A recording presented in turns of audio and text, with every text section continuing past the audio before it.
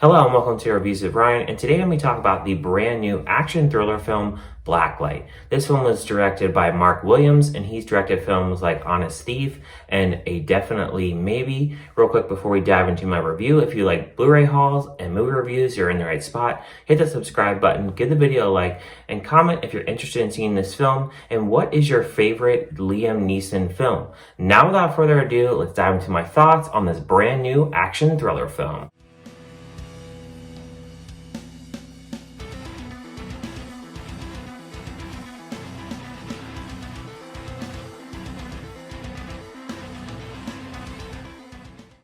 Travis Block is a government operative coming to terms with his shadowy past. When he discovers a plot targeting U.S. citizens, Block finds himself in the crosshairs of the FBI director he once helped protect.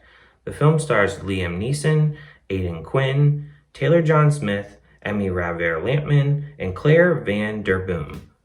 So Blacklight going into this week had no promotion at all. It had a budget of $43 million, which is crazy to me because I really don't know what this movie really spent on its budget. I guess Liam Neeson and his paycheck may be on this, but there was no promotion for this film, and I really didn't have the most highest of hopes for this, as last year Liam Neeson released The Marksman, which was kind of mediocre to me, and then he also had The Ice Road, and that was released on Netflix, and I really didn't care for that film at all. I thought it was completely awful. So going into this film, I really didn't have the highest hopes, you could say. And this film really features Liam Neeson as a fixer. He is working for this FBI director, and he kind of just fixes different problems that occur undercover. And this FBI director, he is corrupt, and he's assassinating all these political figures. Starting off with my positives of this film, there really isn't a lot for this film, but I did like Mark Williams' work on Honest Thief. I thought he did a pretty good job, so I really was interested to see exactly what he would do with this film. I really like Liam Neeson. It's kind of a guilty pleasure for me. Even though he does a lot of the same kind of movies, I usually enjoy most of the stuff that he does, with the exception of a few movies. They're a little mediocre or not very good. And then there is one scene in the beginning where he is driving this Dodge Charger, and there's some really cool camera movement, especially approaching this redneck area where he's going to rescue this woman. And before he gets to that location, there's some really cool shots with the Dodge Charger that he's driving. And really, that's really all the positives I could say about this film. And then we get into the negatives, and there is quite a few of them.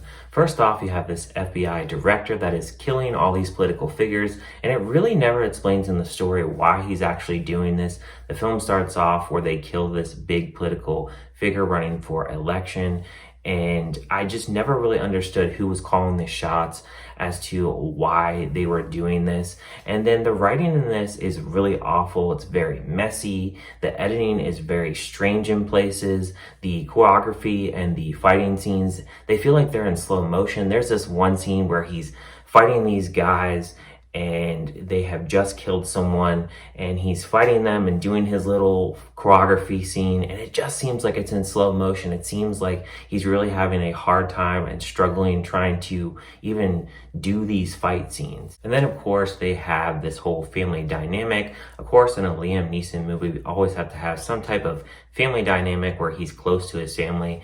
In this case, it really didn't really need to be in the story, but of course they have a part where the family gets kidnapped, and it seems like he can even really care less that they've been kidnapped. It was just something that really didn't really need to be thrown in the film at all. And there's actually another part in the beginning of the film where he gives his granddaughter a taser. Like, who gives somebody a taser for their birthday? This little girl is probably 6 or 7 years old, and I don't know why that they even put that in the film. And then of course there's always that Liam Neeson line, "You're gonna need more men." Of course they're gonna have to put that in there. They always have to put those kind of lines in there, and it's completely laughable. I really lost it in the theater when he literally puts this line in, because I'm like, oh my gosh, here's another generic line that we have to put in one of Liam Neeson's film. And this is why people are always comparing every single movie that he does to Taken. And then my final thoughts on this film. Really, I just don't really like the villains in this. The henchmen that work for this FBI director, they are extremely weak. They completely suck the way that they wrote these guys in. I never really felt once that they were really fearful kind of villains or really feared for the fact that they could take over and kill these political figures.